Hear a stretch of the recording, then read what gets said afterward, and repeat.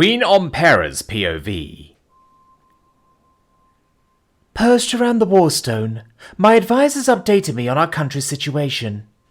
Today was hot and sticky, a rarity in this part of the country. It had rained earlier, but the sun continued to shine, which filled the castle with fog. The castle staff cleared it out as much as possible, but more poured in too quickly for any satisfactory fix.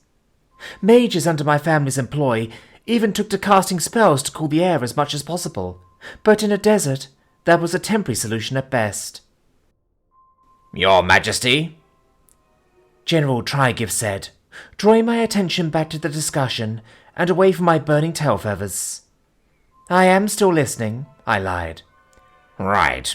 Shall we move on to the situation on the island of Sangu? Yes. How are things proceeding? After the Viking was killed by the Drakes, the front lines of the battle have shifted in our favour. Reinforcements landed and began to take territory from the invaders. Most of the survivors of the occupation were starving and diseased.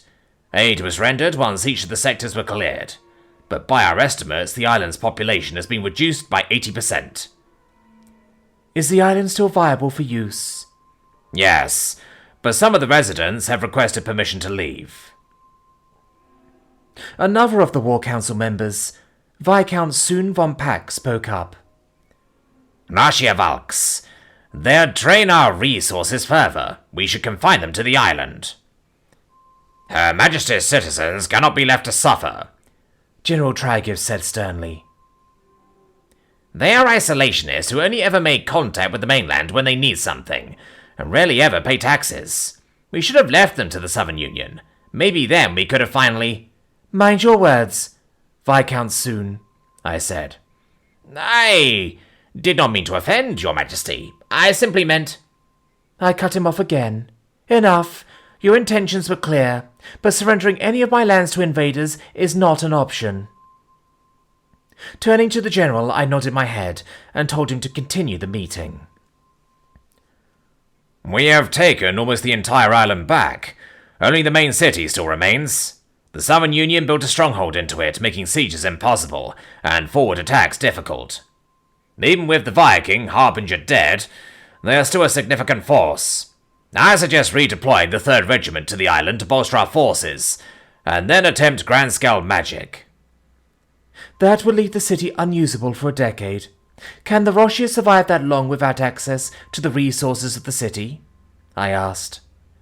Not without aid from the mainland, the general said, and the Viscount huffed but said nothing. Alternatively, we could relocate the Roshia until the land is usable again, somewhere near the northern archipelago. Its lands are mostly untamed, but we could give it to them tax-free for now. So they get tax-free land, and when they leave, we get the land back and cleared with pre-built settlements. A fine idea, but make sure they understand that they will begin paying their taxes again once they either choose to stay on the lands permanently or return to the island. We will give them 12 years without taxes. And the ones that choose to stay, even after the grand-scale magic? Another member of the council asked, Lady Faye, a duchess with a sterling reputation for both battle and diplomacy. I doubt there will be any, but perhaps aid could be rendered to the unaffected sections of the island, General Trygiv said. We cannot force them away from their home, the duchess said firmly. We won't. My apologies. We will not be. If any should wish to stay, they can. Bet you are suggesting grand-scale magic. That kind of destruction will force them off whether they want to or not. Any who stay will die. My mages are skilled. I am confident the damage will be limited to the city's area. With magic of that power, it does not matter how skilled 1 or 2 mages are. It takes hundreds to cast, and quickly becomes uncontrollable. Everyone here knows what happened to the borderlands of the Seabeak Kingdom.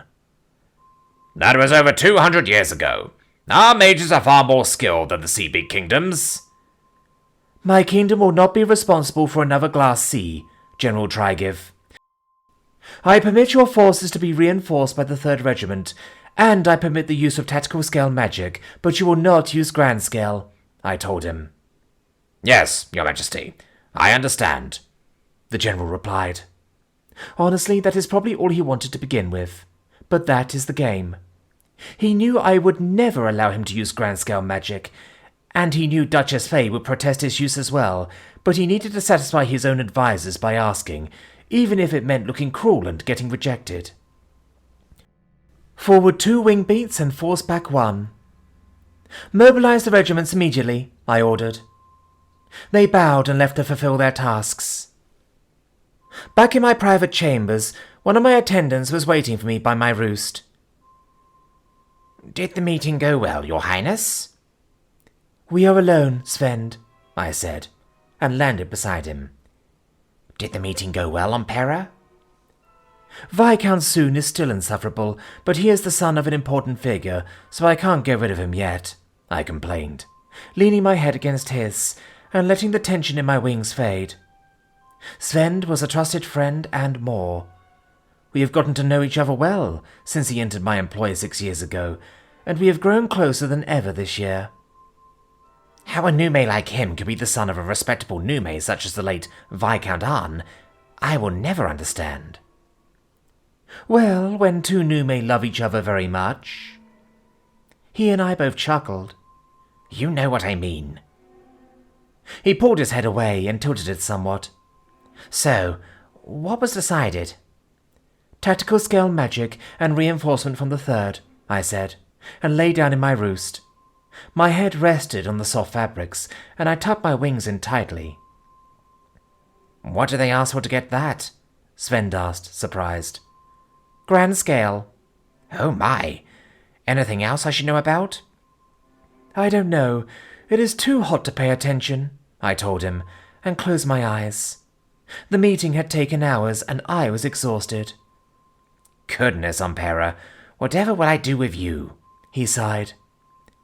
I permit you to worship me at my wingtips, I taunted. He scoffed and laughed.